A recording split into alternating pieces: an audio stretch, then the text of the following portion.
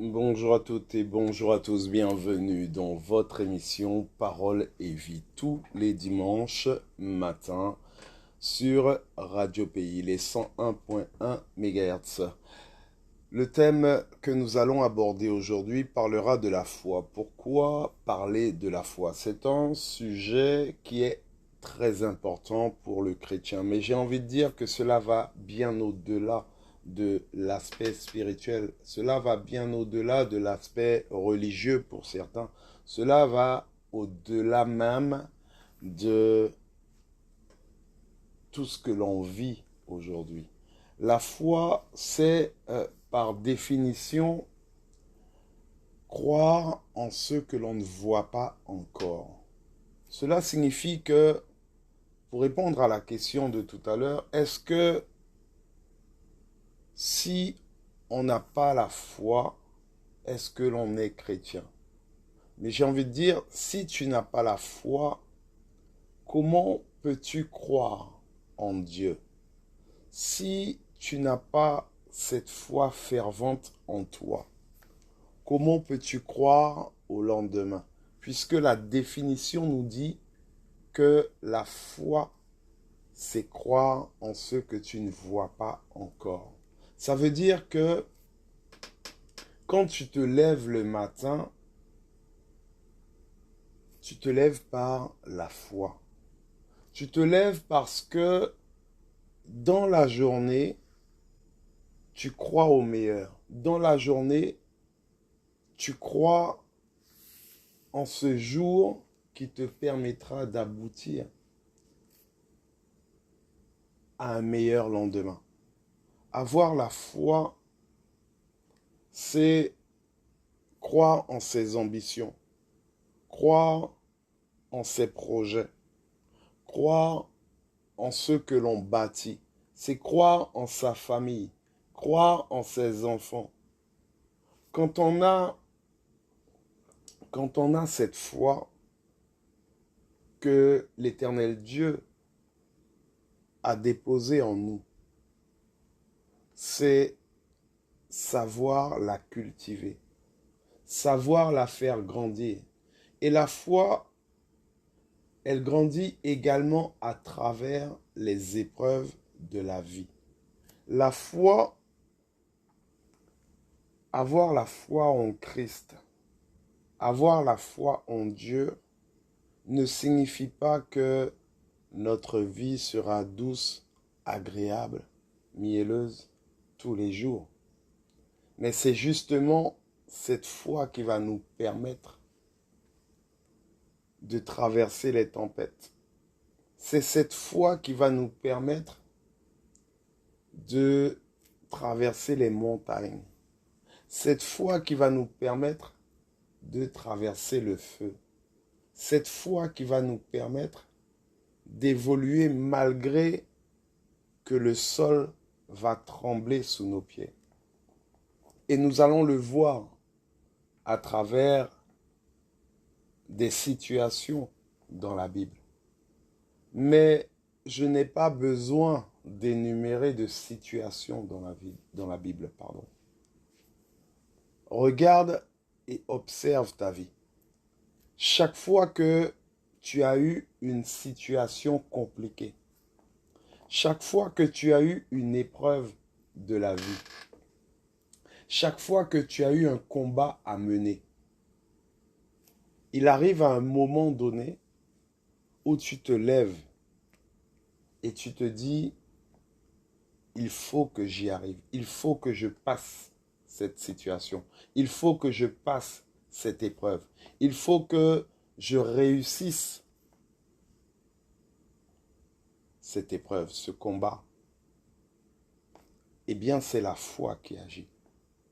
Et chaque fois que tu réussis, justement, ta foi, elle grandit. Parce que c'est un enseignement. Parce que tu ne chutes pas, parce que tu ne perds pas. Avec Christ, tu es vainqueur. Face à la maladie, c'est ta foi qui te permet de lutter et de croire à la guérison. Face aux difficultés quotidiennes, que l'on peut rencontrer, c'est ta foi qui te permet de te maintenir debout et de continuer à te battre jusqu'à ce que la victoire se manifeste et soit établie dans ta vie.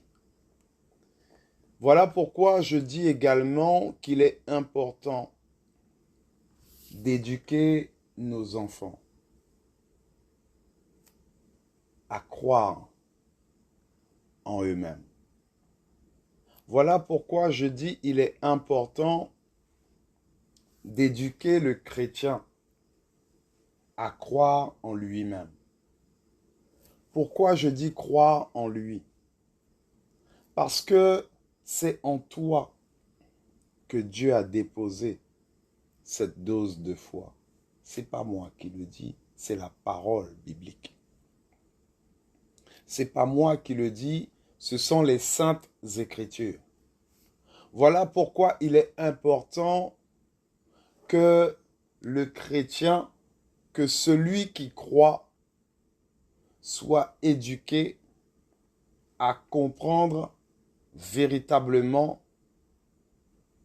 que la foi est en lui, qu'il ne doit pas s'attendre ou attendre sur un homme.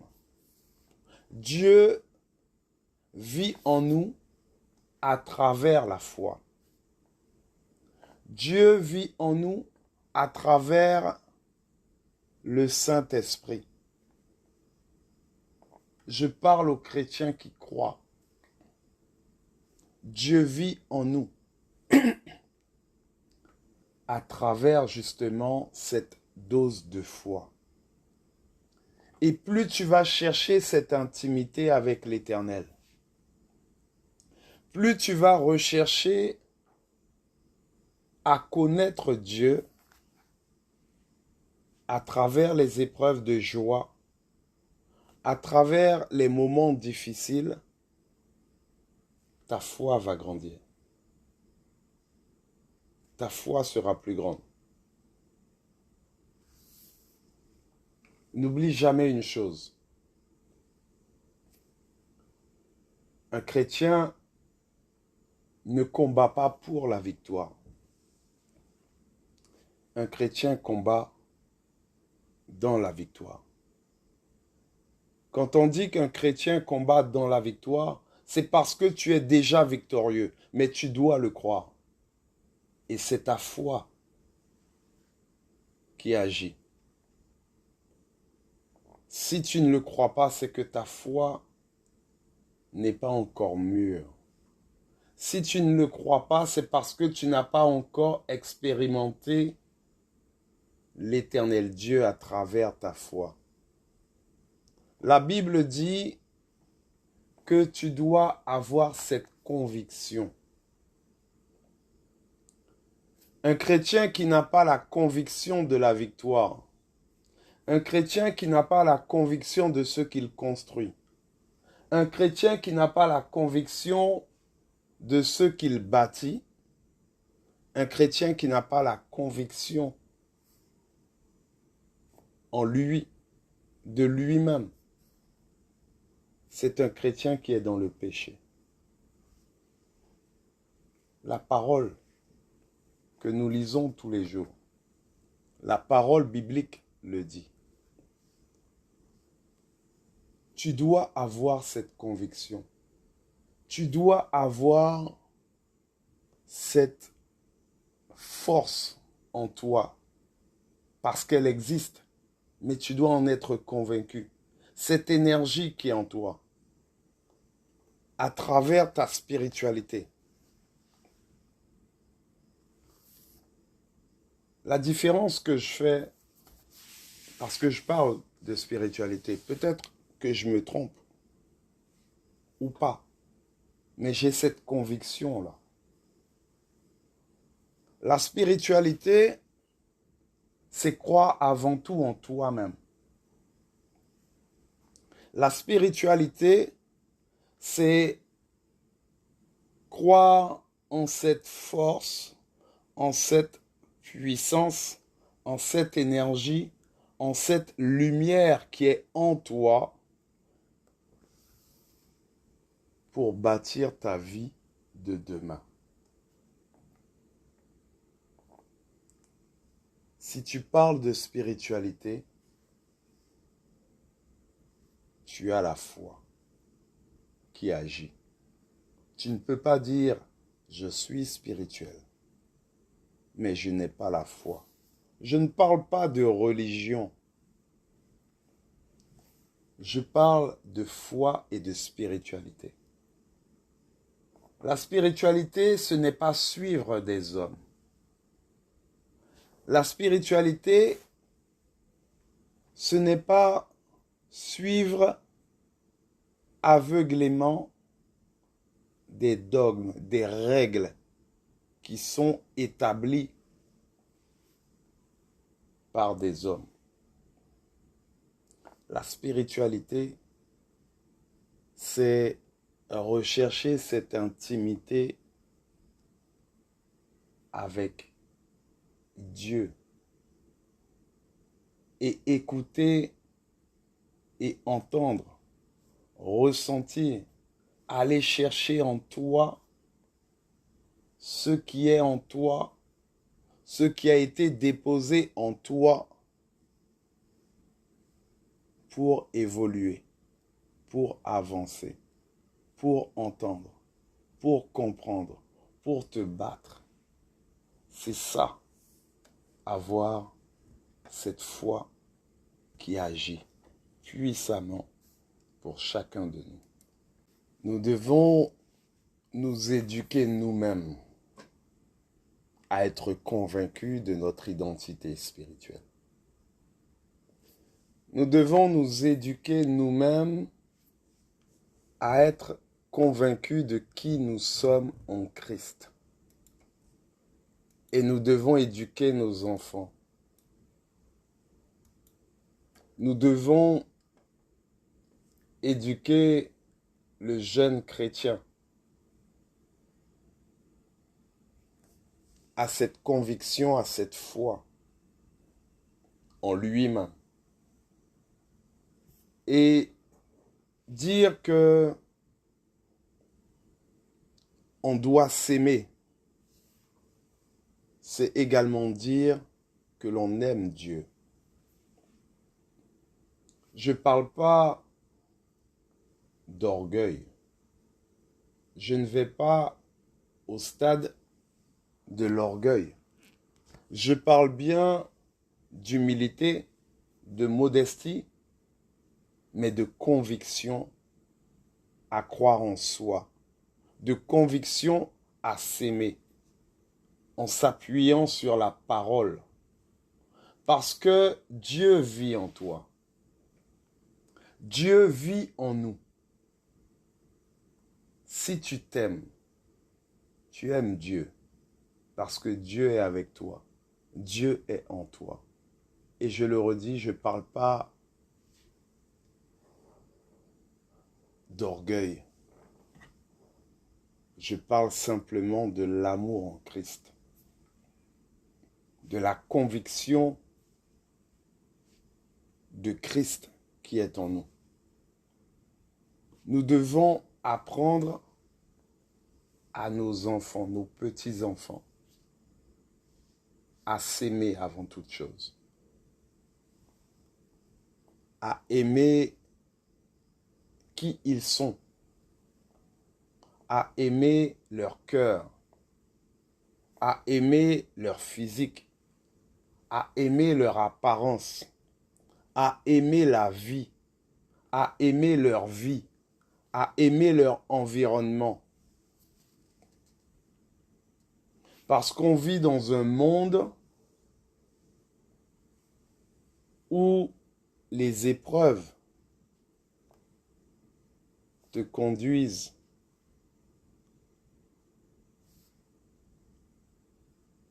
parfois à vouloir t'humilier, à vouloir te rabaisser, à t'emmener le doute, à t'égarer. Mais si tu manques de conviction, si tu manques d'amour pour toi-même, si tu n'es pas convaincu que Christ est en toi, Christ est avec toi, que Christ t'aime, que Christ est amour, tu te laisses vite déborder. Apprenons à nos enfants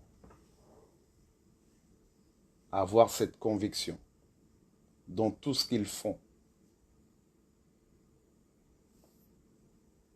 Même si ton environnement te dit tu ne réussiras pas, que ton projet n'aboutira pas. Tu as eu cette révélation. Tu dois avoir cette conviction d'aller au bout avec la foi que tu réussiras. Seul Dieu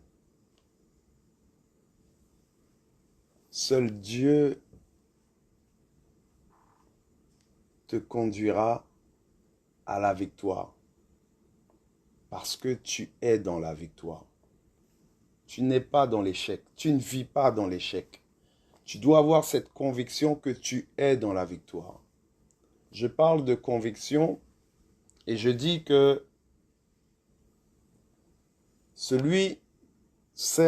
le chrétien qui n'a pas la conviction est dans le péché. Et je dis que je m'appuie toujours sur la parole. Alors prenons Romains 14. Romains 14 au verset 23. Romains 14 au verset 23 nous dit « Mais celui qui a des doutes au sujet de ce qu'il mange est condamné, parce qu'il n'agit pas par conviction. Tout ce qui n'est pas le produit d'une conviction est péché. » Romains 14 au verset 23. Tout ce qui n'est pas le produit d'une conviction est péché. Et quand au début du verset, il est parlé au sujet de ce qu'il mange, ne vois pas là le repas du midi. Vois bien plus loin. Laisse ton œil spirituel, laisse ton esprit spirituel s'ouvrir. Ce que tu manges, c'est ce que tu bâtis. Ce que tu manges, c'est ce que tu construis. Ce que tu manges, c'est la vie qui est au-devant de toi. Ce que tu manges, ce sont tes idées quand tu te réveilles le matin. Tu dois croire en toi. Tu dois être convaincu de ce que tu fais. Tu dois être convaincu de ta victoire, de ta réussite. Quelles que soient les situations de la vie, que tu sois en école primaire, que tu sois au collège, que tu sois au lycée, que tu sois à la recherche d'un travail, que tu sois employé dans le privé, que tu sois employé dans le public, quelle que soit la situation de ta vie, que tu sois homme ou femme au foyer, tu dois avoir la conviction de ta réussite. Tu dois avoir la conviction et la foi de tes jours meilleurs dans tes ambitions de demain. Tu dois être convaincu face à la maladie que tu vaincras. D'une manière ou d'une autre, tu vaincras. Et si Dieu te rappelle, tu dois être convaincu que tu seras dans le royaume des cieux. À aucun moment, tu dois laisser le doute t'envahir. À aucun moment, tu dois laisser Satan, le diable, te faire croire que Dieu ne t'aime pas. Tu dois vivre à travers ta foi, à travers la victoire et à travers la conviction. Tu dois être convaincu que demain, tu réussiras malgré que le monde entier te voue à l'échec. Tu dois être convaincu que quel que soit ce que tu entreprends, bien évidemment dans les règles de la paix, de l'amour, de l'honnêteté, tu dois être convaincu à travers ta foi que tu vaincras. Ne laisse pas le doute s'installer dans ta vie. Ne laisse pas le doute s'installer en toi. Tu dois croire en toi. Tu dois aller chercher en toi cette dose de foi, aussi minime soit-elle, pour réussir ton lendemain. Quand tu te lèves le matin, quelle que soit la nuit que tu as passée, remercie Dieu.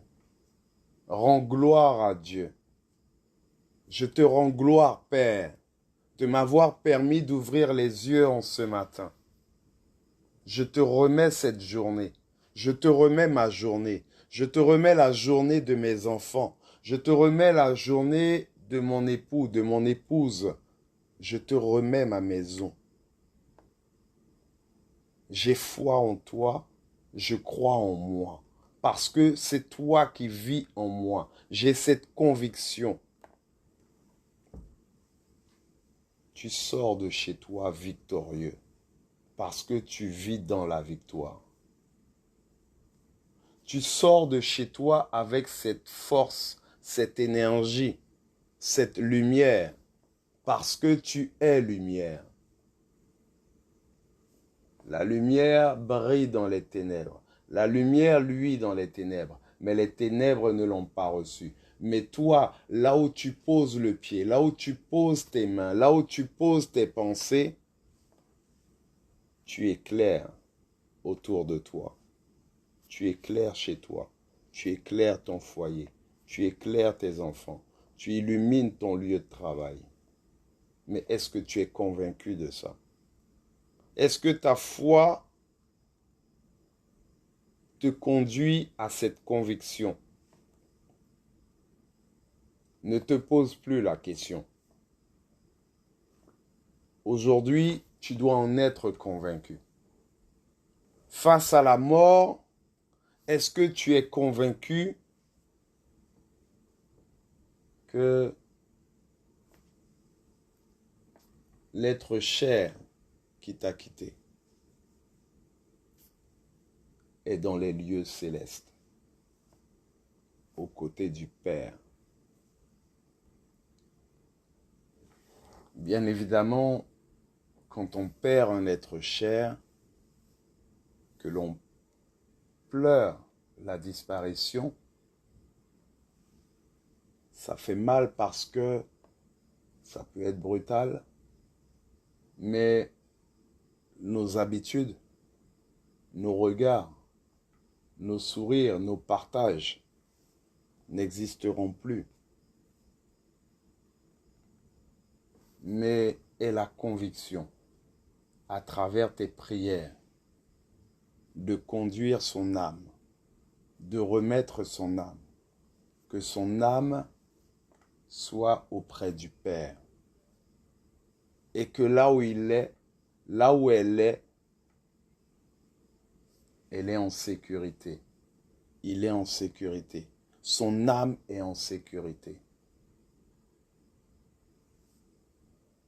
Dans la paix et dans l'amour de Christ. Tu dois être convaincu, chrétien, que Dieu ne t'abandonnera jamais, quelle que soit la situation. Tu dois être convaincu, chrétien, que quelles que soient les épreuves de la vie, que Dieu ne t'abandonnera jamais. Et on va prendre une lecture. Nous irons dans Acte 16. Acte 16. Du verset 25 au verset 31. Acte 16, du verset 25 au verset 31, la parole nous dit: vers le milieu de la nuit, Paul et Silas priaient et chantaient les louanges de Dieu. Et les prisonniers les entendaient.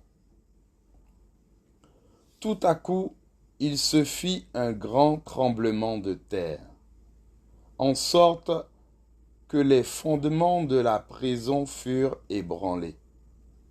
Au même instant, toutes les portes s'ouvrirent, et les liens de tous les prisonniers furent rompus. Le geôlier se réveilla, et, lorsqu'il vit les portes de la prison ouvertes, il tira son épée et allait se tuer, pensant que les prisonniers s'étaient enfuis.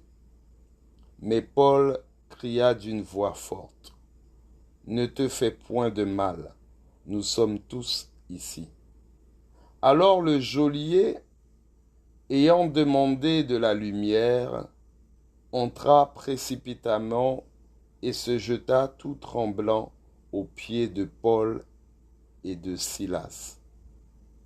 Il les fit sortir et dit: « Seigneur, que faut-il que je fasse pour être sauvé? » Paul et Silas répondirent: « Crois au Seigneur Jésus, et tu seras sauvé, toi et ta famille. » La première des choses à retenir, c'est le moment de la prière face aux épreuves, vers le milieu de la nuit. Paul et Silas priaient et chantaient. Rendre gloire à Dieu, louer Dieu, chanter, avoir la foi, avoir la conviction.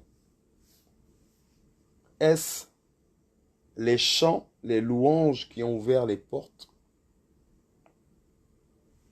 C'est la foi, la conviction que Dieu est avec toi. La foi, la conviction que Dieu ne t'abandonne pas. Voilà ce qu'il faut avoir.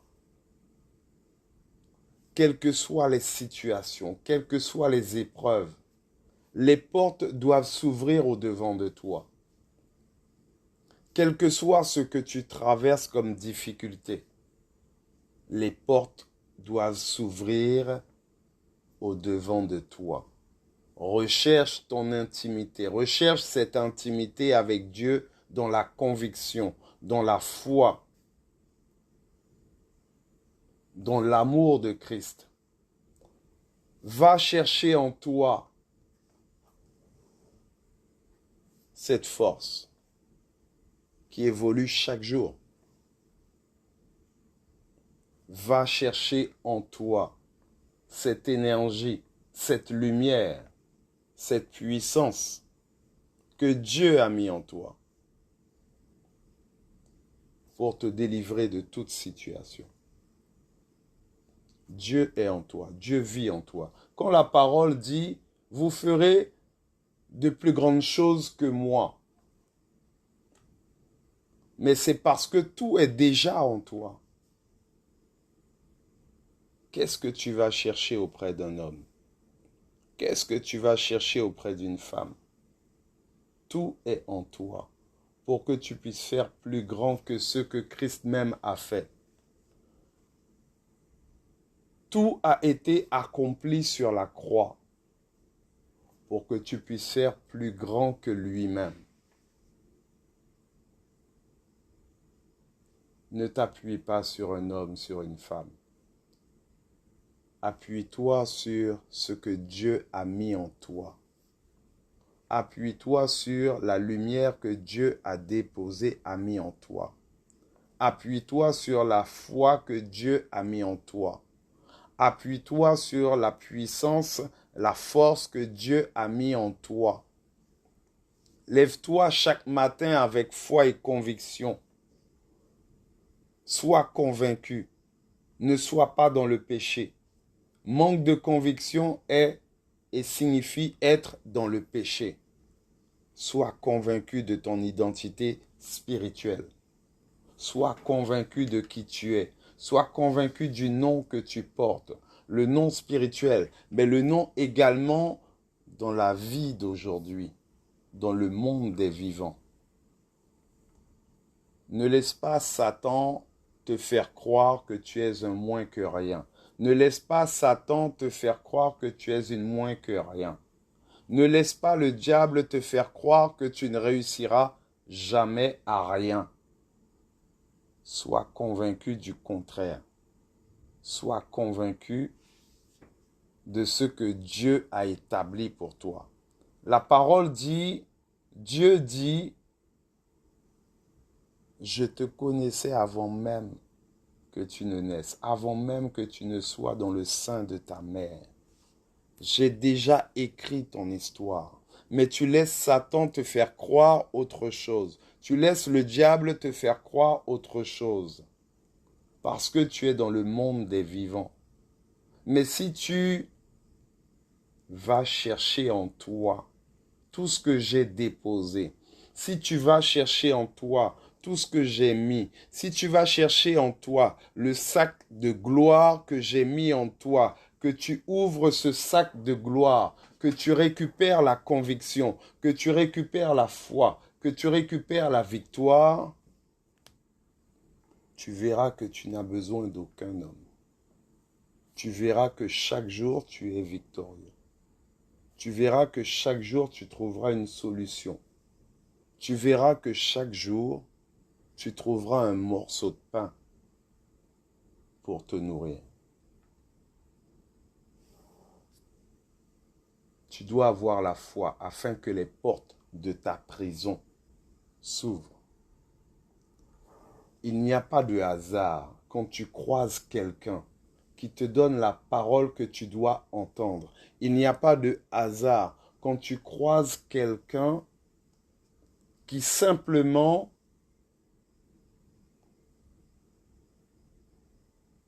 allume la lumière afin que tu puisses voir que l'Éternel Dieu est avec toi au milieu de tout et qu'il est victorieux en tout.